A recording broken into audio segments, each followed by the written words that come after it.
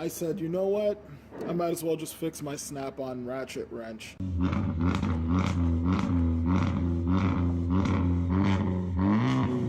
And what's wrong with it is the reverse lever broke off, and I suspect it's because this pin had broken off just from wear. So let's fix it.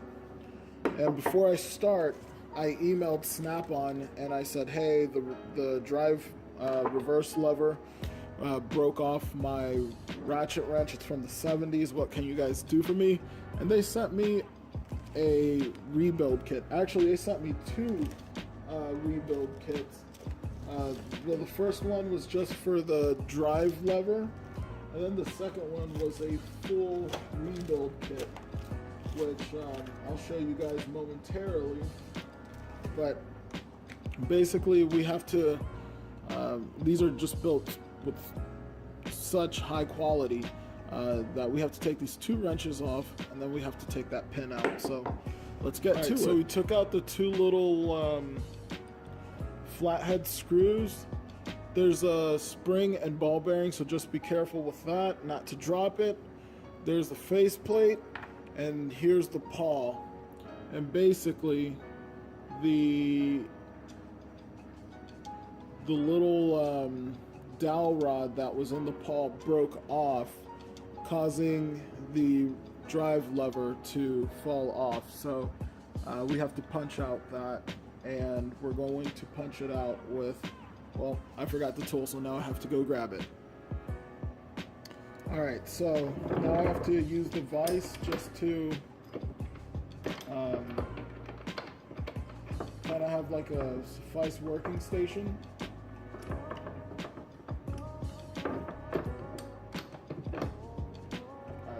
There we go. Now I don't want to put the pawl in the vise.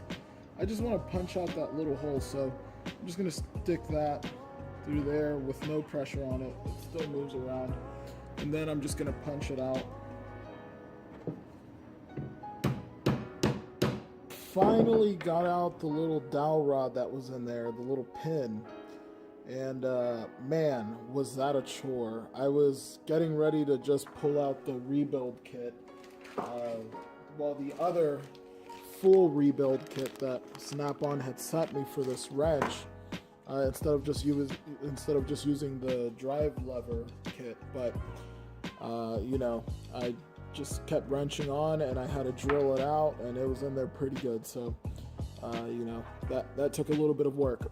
Now, this is one of the first wrenches that I got when I started working in the garage, and I put WD-40, and as you can see, it still does look fairly well lubricated, but it's not as lubricated as I would like it. So what I normally just use is just general multi-purpose grease.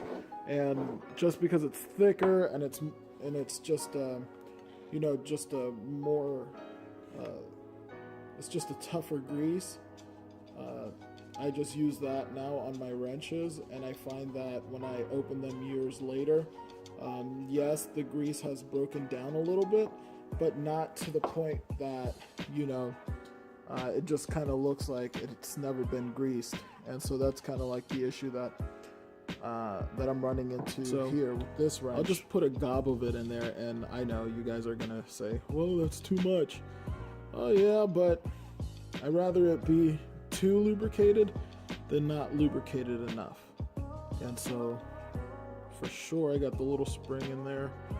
I just got to put my little ball in there, the little BB,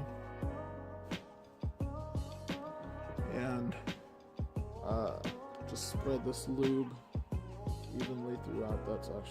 That goes on the outside, but just spread this out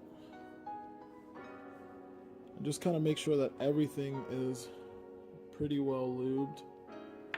Remember, I mean, these tools will last as long as, you know, you take care of them. I had to open up the other rebuild kit because I completely forgot there's a little ball bearing in there, and you can kind of see it. It's right there. So the new rebuild kit actually brings a spring with a rounded off head, so more modern design, don't have to deal with a little BB shooting up in the air and then losing it, which is what I did. So before you even take apart these old snap-ons, make sure that you have a rebuild kit. So that's been put on there. That's the old Paul. The lever rebuild kit is right there, but I'm just going to put the drive head right there. There you go. It's a low count drive head, but I absolutely love this Ratchet. And everything is super greasy, so, you know, it's very, very lubed up. But before that, we have to open up our rebuild kit. And the nice thing about these rebuild kits is that, I mean, you can rebuild an entire Ratchet, or you can just rebuild a certain mechanic of the Ratchet. So there's your dowel rod, and it'll go straight into the other side. But let's see, we have to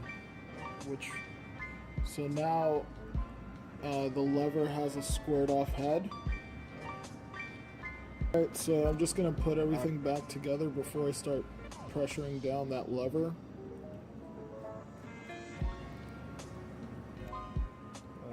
And you don't have to like gorilla tighten these down, just hand tight. There you go. After all, you do want to get back into it. And this is the back of the drive head. Alright, so the pins in there, and I put a little center punch in there just to kind of spread this out, because this is aluminum, so once you center punch it, it kind of expands a little bit. The back is not pretty.